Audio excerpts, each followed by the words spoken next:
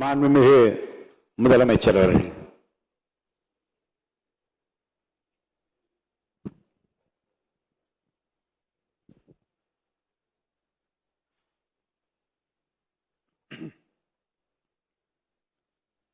மாண்புமிகு பேரவைத் தலைவர் அவர்களே, மக்களே மக்களுக்காக மக்களால் நடத்தும் ஆட்சி மக்களாட்சி என்றார் அமெரிக்க முன்னாள் குடியரசுத் தலைவர் திரு ஆப்ரஹாம் லிங்கன். இன்றைக்கு அமைந்துள்ள மக்களாட்சி மலர்வதற்கு மக்களிடம் உள்ள பெரும் எதிர்பார்ப்பு, அவர்களுடைய எதிர்பார்ப்புகளை இப்பேரவையின் கவனத்திற்கு கொண்டு வந்து அதனை செயல்படுத்துவதற்கான திட்டங்களை, சட்டங்களை அமல்படுத்த வேண்டிய பொறுப்பு இப்பேரவைக்கு உள்ளது. அதிகமான மக்கள் அதிக நன்மைகளை இந்த ஆட்சி காலத்தில் நன்மை பெற்றுள்ளார்கள் என்கிற வகையில் நம்முடைய செயல்பாடுகள் அமைய வேண்டும். இங்கே அனைவரும் சமம்.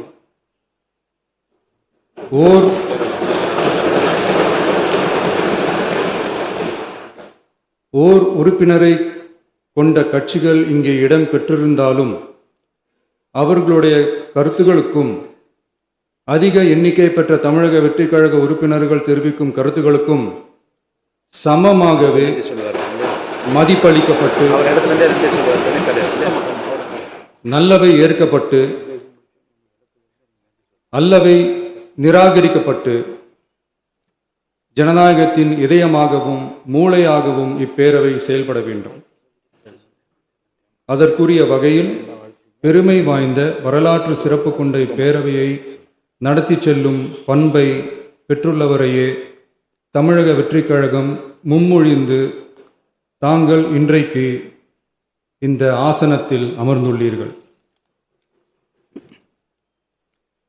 மாண்புமிகு பேரவைத் தலைவர் அவர்களே, தாங்கள் பேரவைத் தலைவராக ஒருமனதாக தேர்ந்தெடுக்கப்பட்டுள்ளீர்கள்.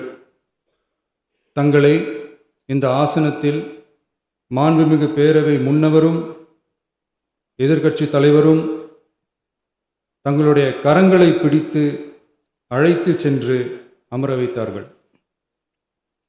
இந்த சம்பிரதாயம் எப்படி வந்தது என்று சொன்னால் சுவாரஸ்யமாக இருக்கும். பெரிய வரலாறு சம்பவத்தில் உள்ளது. இங்கிலாந்து நாட்டில் உள்ள பாராளுமன்ற நடைமுறைகளை போன்றதே நம்முடைய பாராளுமன்ற நடைமுறைகளும். மன்னராட்சி இருந்த காலத்திலேயே அங்க பாராளுமன்றம் இயங்கியுள்ளது.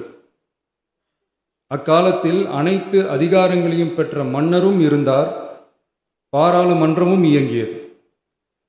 அங்கே மன்னர் ஒரு பணியை செய்ய வேண்டும் என்று விரும்புவார், பாராளுமன்றம் அவருடைய விருப்பத்தை பெரும்பாலும் நிராகரிக்கும்.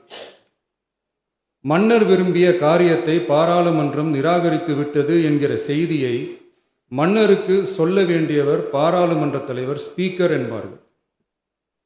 பாராளுமன்றத்தின் கருத்தை மன்னரிடம் சொல்ல வேண்டியவர் ஸ்பீக்கர். அதற்கு துணிவு வேண்டும்.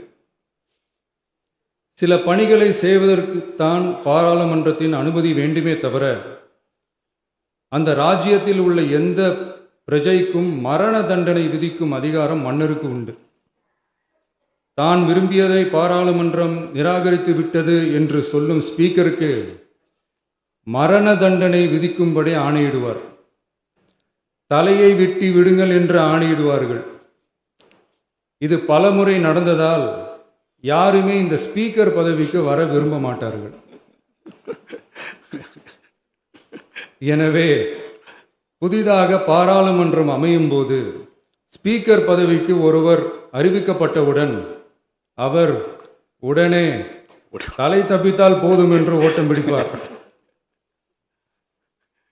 அணை முன்னவரும் எதிர்க்கட்சி தலைவரும் அவரை தடுத்து நிறுத்தி அவர் கைகளை பிடித்து இழுத்து வந்து ஆசனத்தில் அமர வைப்பார்கள்.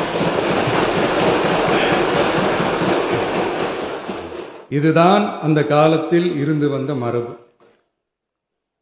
ஜனநாயக முறை ஏற்பட்ட பிறகும் இம்மரபு தொடர்கிறது. நிச்சயமாக தமிழக வெற்றிக் கழக உறுப்பினர்கள் அனைவருமே உங்களுக்கு உதவிகரமாகவே இருப்பார்கள் என்கிற வாக்குறுதியை இந்நேரத்தில் அளிக்க விரும்புகிறேன். பேரவையின் மாண்பையும் கண்ணியத்தையும் பேரவை உறுப்பினர்களின் கண்ணியத்தையும் காக்க வேண்டிய பொறுப்பை உங்களிடத்தில் ஒப்படைத்திருக்கிறார்கள்.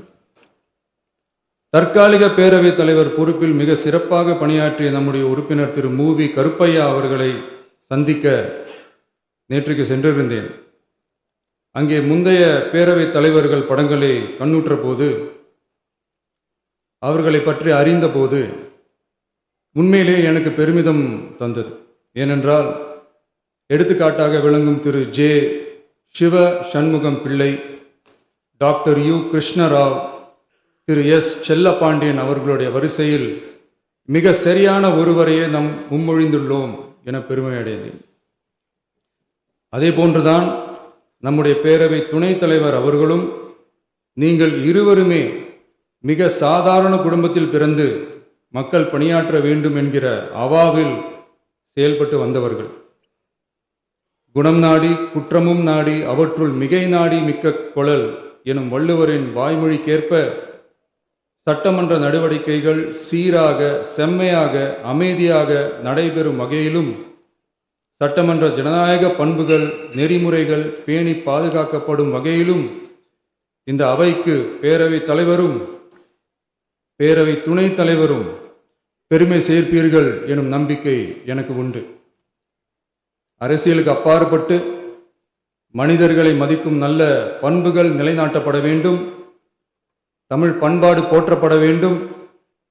அவையின் மரபும் மாட்சிமையும் மதிப்பும் காக்கப்பட வேண்டும் என்ற நல்லெண்ணத்தின் அடிப்படையில் அந்த பதவி ஏற்றுள்ள தங்கள் இருவராலும் காப்பாற்றப்படும் என்னும் நம்பிக்கையை மீண்டும் தெரிவித்து என் உரையை நிறைவு செய்கிறேன். நன்றி, வணக்கம்.